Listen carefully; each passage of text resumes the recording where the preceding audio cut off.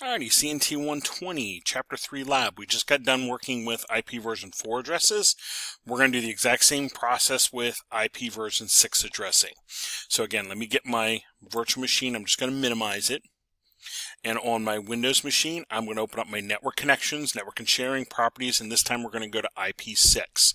So again, I'm clicking my network icon bottom tray down here, right click, network and internet. We'll go to network and sharing. We're going to go to Ethernet 3, and we're going to go to Properties, and this time we're going to scroll beyond IP4 and go to IP6, and we'll go to Properties. So we are now going to set an IP version 6 address. Currently it's set for obtain IP address automatically through DHCP, if you will. We're going to use the following. And we are going to specify the IP address to use. So we are going to use the first part of the address, FD00, we're going to use as the network piece. So we will start off with FD00::. That's what we'll start with. The last half of the address, we are going to use the last half of the MAC address of this machine. Because again, if you remember, let me pull up the command prompt on this guy. I'm going to do ipconfig/all. And as I look at ipconfig/all, up here under Ethernet 3, let me make this wider.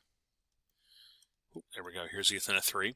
Here's my MAC address, here's the physical address, MAC address. Again, we're Ethernet 3. Okay, so this right here is my MAC address. The first half identifies the manufacturer. The last half is unique to this PC. So I'm going to use that as the last half of my IP6 address. So 283DCB. I think I have a similar example here for you. So I'm going to slide this over, and I now need to go 2828:3D:CB. Now, you'll want to use the last digits of your MAC address on your PC. Okay, again, we're using that because that is unique, and we should not have another one in the lab room that would duplicate it. So now that I have that in, I need to make sure I look out for extra spaces. I want to make sure there's no spaces on the end, no spaces in the beginning. I need to make sure it's a colon, not any other character, and I have zeros here, not O's. Okay, those are all common typo issues. If I have anything that's out of order when I go to say OK, it's not going to let me apply it. So if I go to click OK and it's not letting me, I need to double check my address and make sure all the pieces are correct. All right, the next piece is we're going to use 64 as the prefix. Basically, this is a standard IP6 address, no subnetting or anything odd going on. And the gateway, we're going to use FD00::1. Now, we don't actually have that router in here, but if I remember correctly on Windows, it doesn't let us apply it without, so we're just putting in a fake one, if you will. That would probably be the gateway if we were for real. So we'll say OK. And again, if it doesn't apply, I need to go back and check for typos. We'll do the close. I'll come out here and I'll close both of these. Okay, just so I can click over here. And now we're going to do ipconfig, and I'm going to look for Ethernet 3. That's the one we keep working on, Ethernet 3. And I'm going to look for my IP6 address. There it is, FD00::283DCB. And then here's the self-assigned link local that it assigned itself. So here's the one we are going to use. That's the one we assigned. Whoop, whoop. All right. Now, let's do a ping of the loopback, ::1. So I'm going to do a ping space -6 ::1.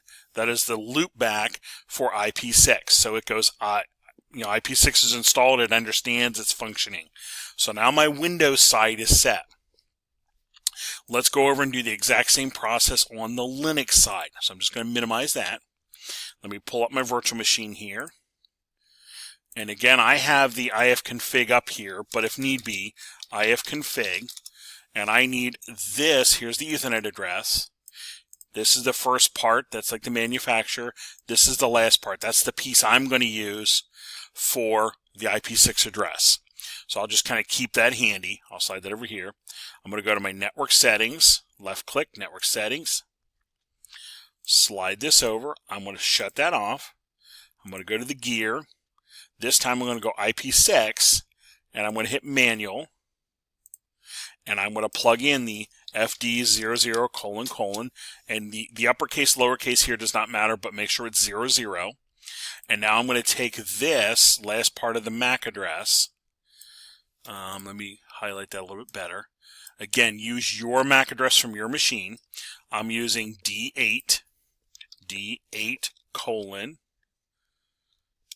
4E colon E4.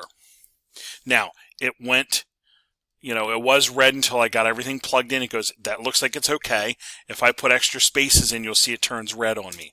That's helping me make sure I have it correct. And we're going to use the prefix of, again, 64. 64, there we go. And the gateway, again, this is one that needs to make, this is one I think is actually making me have a gateway. And again, we're just plugging in that fake FD00::1, which most likely would be the gateway address for this network. So we're going to say apply. And again, if it doesn't let me apply, I need to check to make sure I don't have, if I have a space or something up there that's turning red and won't let me apply, I need to go fix that and then go apply. And after I do that, I'll turn my NIC on, and I'm going to look for that setting to show up here. Here is that IP address that I just plugged in. So I'm going to close that. Over here, I'll do an ifconfig again, and I'm going to look for, I'll slide this over, I'm going to look for that IPv6 address that I plugged in. There it is right there. Look at that. Woo! Okay. So there's that, and I'm going to do on Linux and Apple, it's ping 6, : 1. Okay, remember Control-C will stop the ping. And there is my loopback, my IP6 loopback ping. So we have both Windows and Linux set with our static IP6 address. We did the loopback check. Now we're going to try to ping between them. So on my Windows, I'm going to try to ping Linux. And on my Linux, I'll try to ping Windows. So let me slide this over here. And I'm going to leave this address handy. I'm going to highlight it so I can see it. And then over on my Windows machine, I'm going to do the ping space -6, and I'm going to plug in FD00::, D8 4E E4. And we are going to give that a whirl. And we'll hopefully, oops, Mr. Brown has a typo in there. Look at that. I have 3-4 instead of E4. So let's type carefully E4. There we go. FD00::, D8 4E E4. You see how easy it is to make a typo. I was getting unreachables. Now I have successfuls. Yep, that's the kind of thing you're looking for. Super easy to do with these long addresses. So there's my successful ping from Windows to Linux. And now over here, we're going to repeat going back. So I'm going to scroll up so I can have this address handy. There's the address of this guy.